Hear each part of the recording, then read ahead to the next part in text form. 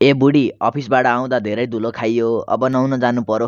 कहाँ जाने, खोलामा कि समुद्रमा? हाम्रो घरको बाथरुममा नुहाउँछु। तर बाथरुममा त पानी नै आएको छैन। त्यसो भए म बाल्टीको पानीले नुहाउला। तर बाल्टीमा त मैले फोहोर लुगा भिजाइदिन्छु। त्यसो भए म जगको पानीले हातमुख मात्र धौला नि त। अनि खुट्टा चाहिँ किन नधुने? खुट्टालाई म काटेर फालिदिउँला। केले काट्ने, खुकुरीले कि बन्चरोले?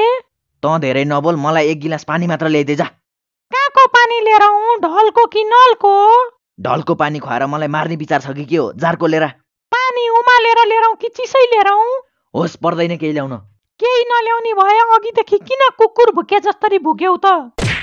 तैँले आफ्नो पहिला कुकुर कसरी भन्न सक्छेस्? अर्काको पहिलै भने त मारिहाल्छन् नि। अब बढी बोल्ने होइन, चुप लाएर बस। कहाँ बसौँ, भुइँमा कि सोफामा? जहाँ बसे नि बस, तर मसित नबोल। कति दिनसम्म नबोलाऊ, एक दिन कि 2 दिन? हे भगवान, तिमीले कस्ती आइमाईसित बे गराइदेऊ मेरो। भगवानले बे गराउने भए पण्डितले चाहिँ के गर्छ त? पण्डितले मासु काट्छ भो। पण्डितले मासु काट्ने भए कसैले चाहिँ के काट्छ त? मेरो टाउको काट्छ। तर तिमी त जिउँदै छौ त। त्यसो भए तैँ मार्दैन त। कसरी मारौँ, घाँटी काटेर कि भुँडी काटेर? होस्, तैँले मार्नु पर्दैन, बरु म आफै मर्छु। कसरी मर्छौ, हाम फालेर कि झुन्डेर? हेर, तँ बढी नबोल, नत्र म साँच्चै मर्दिन्छु। कहिले मर्ने, आज कि भोलि?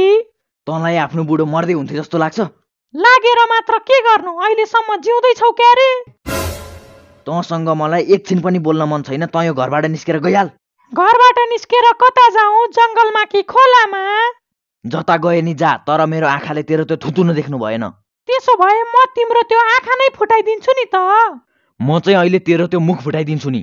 मुख फुटाइदेऊ भने मेरो कोइली जस्तो आवाज चाहिँ कसरी सुन्छौ नि? मलाई तेरो आवाज सुन्नु परे छैन। त्यसो भए मेरो मुख किन फुटाउनु, म तिम्रो कानै फुटाइदिन्छु नि त। हे भगवान, मैले शान्ति चाहिँ कहिले पाउँछु होला? घरमा यस्ती अप्सरा जस्ती बुढी हुँदा हुँदै तिमीलाई शान्ति चाहिँ किन चाहियो?